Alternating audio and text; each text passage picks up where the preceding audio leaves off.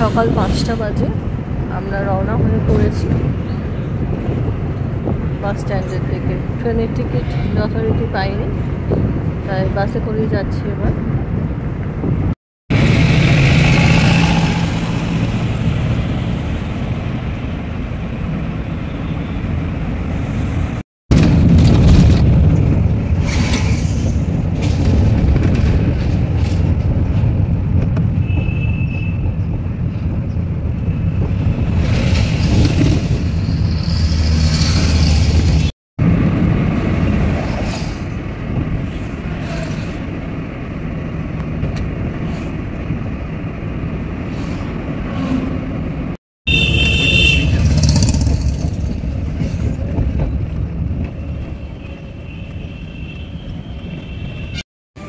চোদ্দ mile bus stand. এখান থেকে শঙ্করপুরের ট্রেকার বা অটো পাওয়া যায়, শেয়ারে বা রিজার্ভ।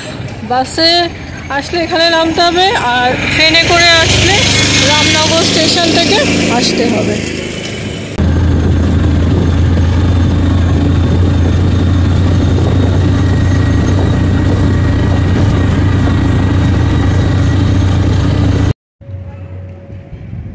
একদম সমুদ্রের গায়ে আম্রপালি রেস্টুরেন্ট।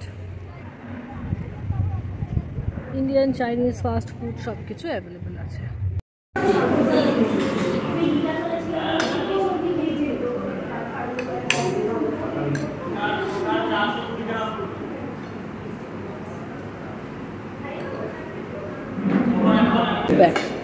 ডাল ভালো হয়েছে, আলু পটলের তরকারি ভালো হয়েছে, আর এটা হচ্ছে মাছের মাথা দিয়ে আলুর তরকারি, সেটাও বেশ ভালোই হয়েছে।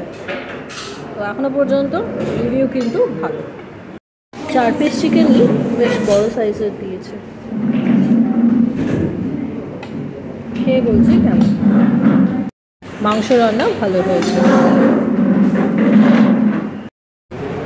আমাদের টেবিল থেকে পুরো সমুদ্রটা দেখা যাচ্ছে। এখানে হয়তো ভিজিবল না, খুব সুন্দর হাওয়া দিচ্ছে এবং সমুদ্র দেখতে দেখতে আমরা লাঞ্চ করছি এবং খুব ভালো হাওয়া দিচ্ছে। এবার রায়তার পালা। রায়তাটাও বেশ ভালো।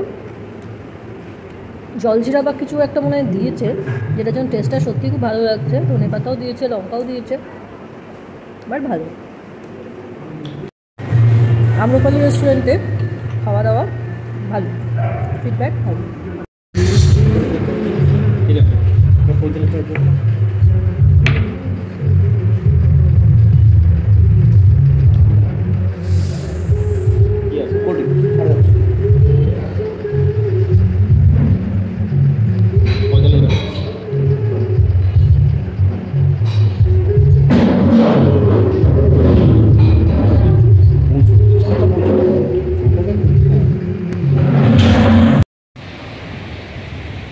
ওখানে কিছু দোকান পাশেরই আছে, বিকালবেলার দিকে যাবো। যদিও এখন দুপুর 1টা বাজে, বাট ওয়েদার কিন্তু ভালো আছে, অতটা রোদের তেজ নেই। এই হলো আম্রপালি রেস্টুরেন্ট, একদম সমুদ্রের গায়ে।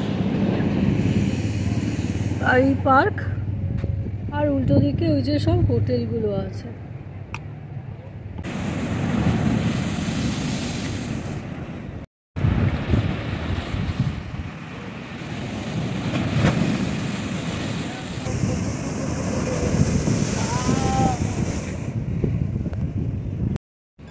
আকন্দ ফুলের গাছ। হোটেল ওশান ভিউ, হোটেল বেলা নিবাস। ফোন নাম্বার এখানে লেখা আছে, বা আমি আরও দিয়ে দিচ্ছি। পাশেটা হচ্ছে সুইট হোম ইন। এখানে দোলনা আছে, যে পুরো হোটেল, অনেক ঘর আছে। তবে আগে থেকে বুকিং করে আসা বেটার। গাড়িও নিয়ে আসতে পারেন, রাখার জায়গা আছে। একটা হোটেলের সন্ধান দিলাম, বেলা নিবাসের পাশেই হচ্ছে sweet home in. Phone number visible, নাহলে বলে দিচ্ছি 9831003490। আর সব হোটেলে একটু দরদাম মোটামুটি করে নেবে, কারণ জেনারেলি দীঘাতে যতটা ভিড় হয় শঙ্করপুরে তো অতটা ভিড় হয় না, তা সেই জন্য একটু দরদাম করে নেবেন এবং ওরা কমিয়েও দেয়। আচ্ছা, এদিকে যে রাস্তাটা যাচ্ছে এটা তাজপুর এখান থেকে 4 কিলোমিটার, মানে 4 কিলোমিটার এখান থেকে। হ্যাঁ, তো আপনারা শঙ্করপুরে এসেও তাজপুর যেতে পারেন, বা সোজা হাঁটতে হাঁটতেও চলে গিয়ে ঘুরে আসতে পারেন, তারা হাঁটতে পারবেন। আর এখান থেকে মন্দারমণি হচ্ছে 18 কিলোমিটার। আচ্ছা, এর পাশে আরেকটা হোটেল আছে, হোটেল রায়। কন্ট্যাক্ট 9434009844। ওই যে সাদা রঙের হোটেলটা, এটা হোটেল রায়। আরও হোটেল দেখছি তৈরি হচ্ছে ধীরে ধীরে। আর শঙ্করপুরে যেটা বিশেষত্ব সেটা হচ্ছে ঠিক উল্টো দিকেই সমুদ্রটা, এরকম বাঁধানো রাস্তা। তো আমি আরও এগিয়ে গিয়ে ডিটেলস দেখাচ্ছি। হোটেল অশোকা, ফোন নাম্বার 9932231398, তাহলে আরেকটা নাম্বার 8170059270। অনেক জায়গা আছে, যদি ভিড়ও হয় তাও আপনারা জায়গা পেয়ে যাবেন। ফুচকা, ডাব, তালশাঁস, এইখানে ঝালমুড়ি, ভেলপুরি, যাবতীয় জিনিস পাওয়া যাচ্ছে। বাচ্চাদের খেলনাও পাওয়া যাচ্ছে। আম মাখা 30 টাকা, ঝালমুড়ি 20 টাকা। বাচ্চাদের রাইড অ্যাভেলেবল, অনেক কিছু খাবার দাবার পাওয়া যাচ্ছে এখানে, যেগুলো সমুদ্র বিচে পাওয়া যায়।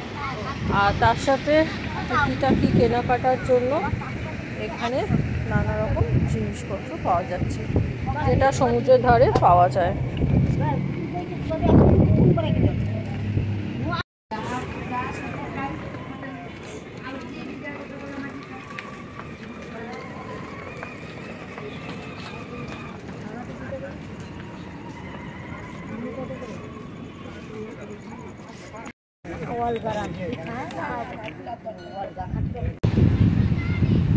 রাতে সমুদ্র যদিও বিশেষ বোঝা যাচ্ছে না, ওইদিকে যে দূরে আলো জ্বলছে, এই যে আলো, এটা দীঘার আলো। এই যে আম্রপালি রেস্টুরেন্ট, ওই যে দূরে আলো, এটা তাজপুরের আলো আর সমুদ্র। আবার আমরা এসে গেছি রাত্রিবেলা আম্রপালিতে খাবো বলে, খাবো খেয়ে বাড়ি চলে যাবো। মোটামুটি 9:30টার মধ্যে এখানে সব কিছু অফ হয়ে যায়, তাই খেয়ে নেওয়াই বেটার। হোটেল স্যান্ডি বে, এই হোটেলটা একদম ঠিক আম্রপালিটা এদিকটা তার ঠিক উল্টো দিকে আছে। আর আমরা যেগুলোতে রয়েছি সেটা আরেকটু এগিয়েতে হয়, মানে সবই বিচের উল্টো দিকে। বাট আপনি যদি আম্রপালিটাই একমাত্র প্রেফারেন্স থাকে তাহলে এটা দেখতে পারেন, আমি নাম্বারটা দিয়ে দিচ্ছি। আর ওদিকে আরেকটা আছে গোল্ডেন ভিউ, যে লাল বর্ডার দেওয়া, এর জন্য এগুলো পাওয়া যাচ্ছে।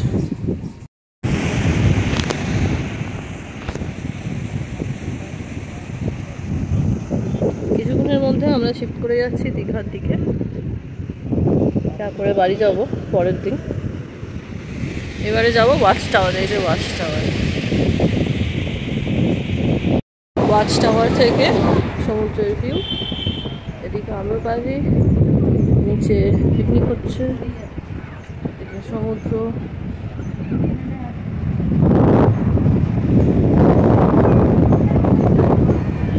পুরো পার্ক এরিয়াটা, ওই যে বেড়ানি গাছ।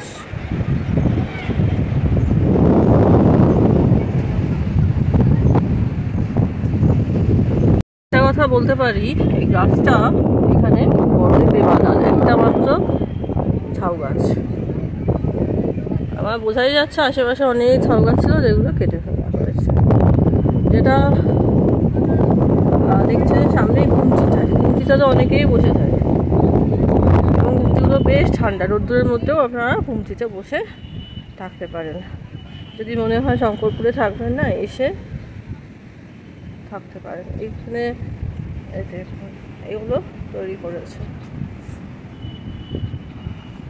ডাস্টবিনও রাখা আছে, তারপরে ডাউটফুল কজন ডাস্টবিনের মধ্যে ফেলছে। আচ্ছা, পার্কটাকে সাজিয়েছে,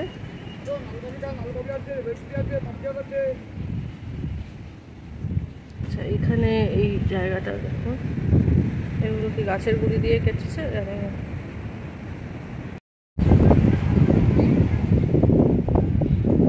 সিমেন্টের হতে পারে।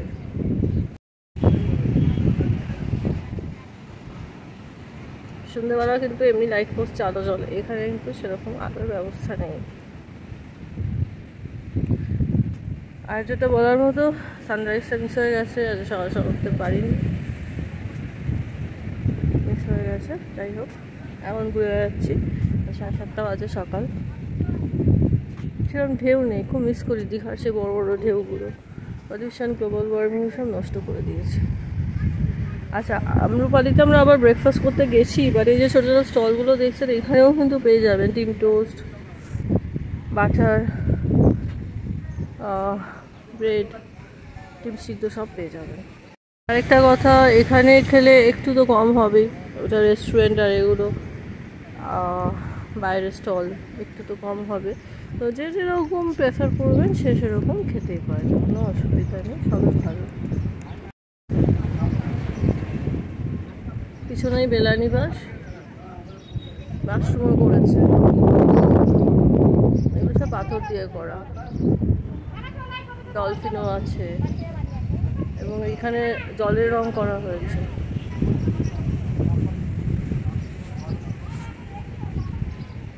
এখানে কিছু একটা ছিল যেটা ভেঙে গেছে।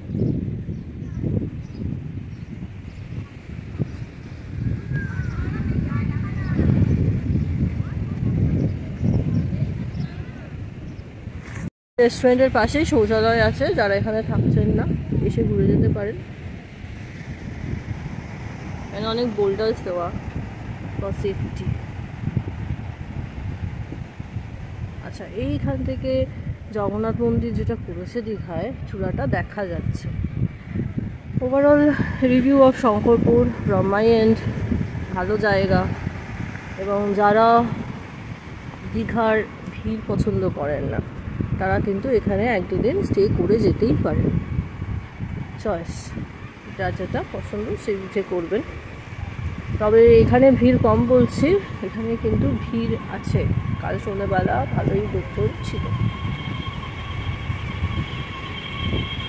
গত বছর যখন গোপালপুর এসেছিলাম, ঠিক অনেকটা সেরকমই, একদম রাস্তা ক্রস করেই সব হোটেল, দোকান পাশারিও কম। আর এই গুমটিগুলো বেশ ঠান্ডা, রোদ্রের মধ্যে বসে থাকার জন্য সুটেবল প্লেস।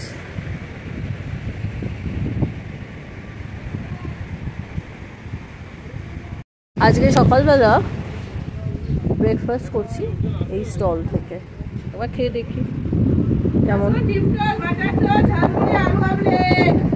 সব কিছুই পাওয়া যায়। এনারা মনে হয় ঘুরতে এলেন আর এখানে থাকে। যেটা ব্যাপার হচ্ছে, শনি রোববার খুব ভিড় হয়, হোটেলও ভর্তি থাকে। আজকে যেহেতু সোমবার, তো একটু হলেও লোকটা কম, যদিও আমি সকাল থেকে অনেক লোকজনই দেখতে পাচ্ছি। কেউ কেউ শঙ্করপুর ঘুরে চলে যায় তার থেকে। তো আমার তো বেশ ভালো লাগছে জায়গাটা। আর এই বললাম ঘুমটি, আমি এখন ঘুমটির তলায় বসে আছি। প্রত্যেকটা ঘুমটি বেশ ঠান্ডা, কারণটা ঠিক জানি না, ঘুমটিগুলো বেশ ঠান্ডা। বাইরে রোদ, কিন্তু ঘুমটিগুলো ঠান্ডা, আর দারুণ হাওয়া দিচ্ছে, ফুল অফ অক্সিজেন। টোস্ট করে দিল পার প্লেট 30 টাকা করে। শসা মাখিয়ে দিয়েছে 15 টাকা। কালকে আম মাখাটাও খেয়েছিলাম, ব্যাপক লেগেছিলো। এখানে এই মাখানো জিনিসগুলো পেয়ারাও মাখিয়ে দেয়, বেশ ভালো লাগে। এবারে ডাব খাওয়ার বলো। এবার ডাব হচ্ছে 60 টাকা পড়ছে। শাঁসের কলা, শাঁসটা বেশ মোটা সোটা শাঁস, আর ডাবের দাম 60 টাকা আজকে রেট ওয়াইজ। এটা কিন্তু বাড়ে কমে।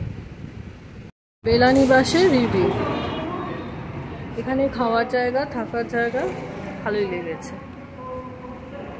তো আপনারা ট্রাই করতে পারেন, বা আরও যে নাম্বার দিয়েছি সেগুলো শেয়ার করতে পারেন। আর ছাদে যাওয়াটা হলো না, দোতলা 3তলা থেকে, এই যে দোতলা 3তলা থেকে কিন্তু ছাদও আছে, সমুদ্র দেখা যায়। আমরা গ্রাউন্ড ফ্লোরেই ছিলাম। নন এসি সব আছে। 3 জনের জন্য রেট বলছি, যেহেতু আমরা 3 জন এসেছি। তিনজনের জন্য মোটামুটি নন এসি রুম 1000 টাকা ধরে রাখবেন। এবার সেটা ভ্যারি করবে, একটু দরদাম করবেন। আর উইকেন্ড হলো তো ভিড় থাকবেই। আর এসি রুম হচ্ছে তিনজনের জন্য রেট মোটামুটি 1500-1600 টাকা থেকে। তো সেই বুঝে আপনারা আসবেন। নিবাস, এদিকে পার্ক এবং সি বিচ। আমাদের টোটো এসে গেছে, আমরা টোটো করে যাচ্ছি দীঘা। তো শঙ্করপুরের স্টোরি এখানেই শেষ, এবারে দীঘা স্টোরি।